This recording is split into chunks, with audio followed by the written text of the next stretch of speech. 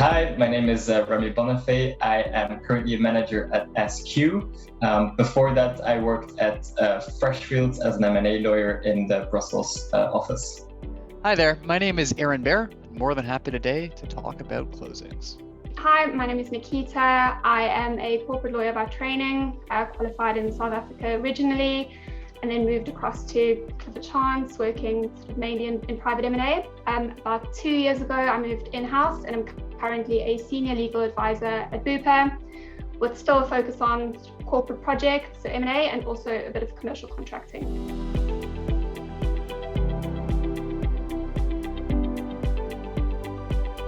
When I'm thinking about signing and closings, I always think about signing and closing checklists. So everything would really be documented in this.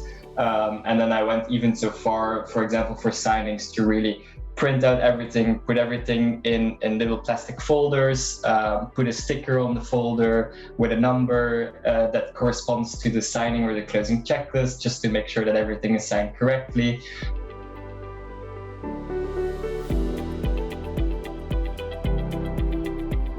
One of the things that used to drive me insane was you'd have this Word document usually on your system. I was using the almighty Microsoft Word to use that. I think I obviously was often helped by my PA, and she or he would probably use Excel to print out the numbers, but yeah, it's the Microsoft suite. It wouldn't be excessive when those checklists were around 40 to 50 pages long, often with cross-references, different colors, different annotations, and just generally a pain, I would say, yeah.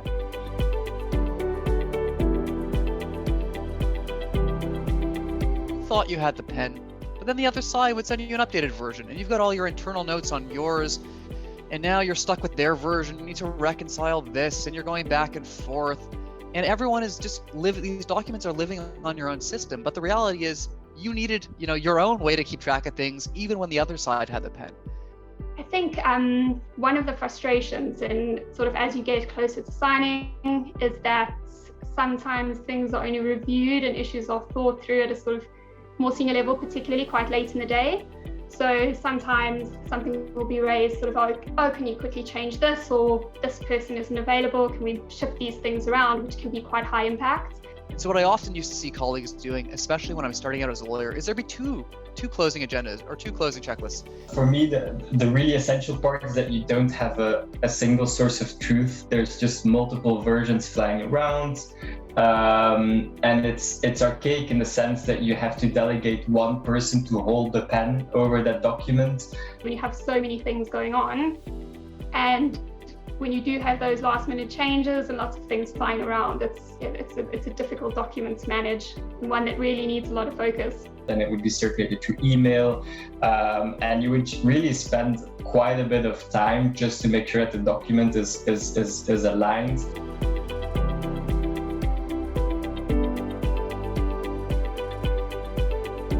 It feels like you're doing something that you actually shouldn't be doing, because there are other ways to be doing it. So it feels like it's important, and I think people appreciate it in the end. And I think clients are always very appreciative if a closing or signing process goes smoothly, and that's often because it's well prepared and well managed. Although they're quite often not very happy with the bill, because that comes at a cost, of course. But personally, of course, it's just sometimes like, why am I doing this? Even though, because you might work on multiple versions, whereas a client might only see one or two versions, and in the back end, you've probably created 10 versions. So sometimes you just feel like what you're doing is not that useful at all, and that's obviously not a great feeling.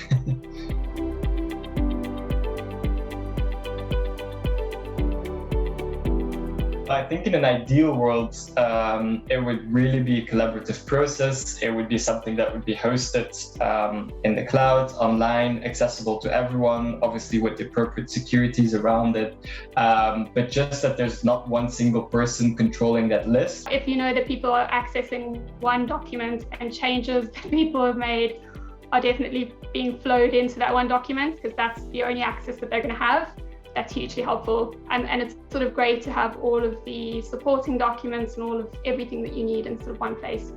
And then the client can also instantly see all the changes and see how those things go. I think that would be super useful. And also, I think just making better use of the data available, because in this process, there are so many times where you are reusing data time and time again.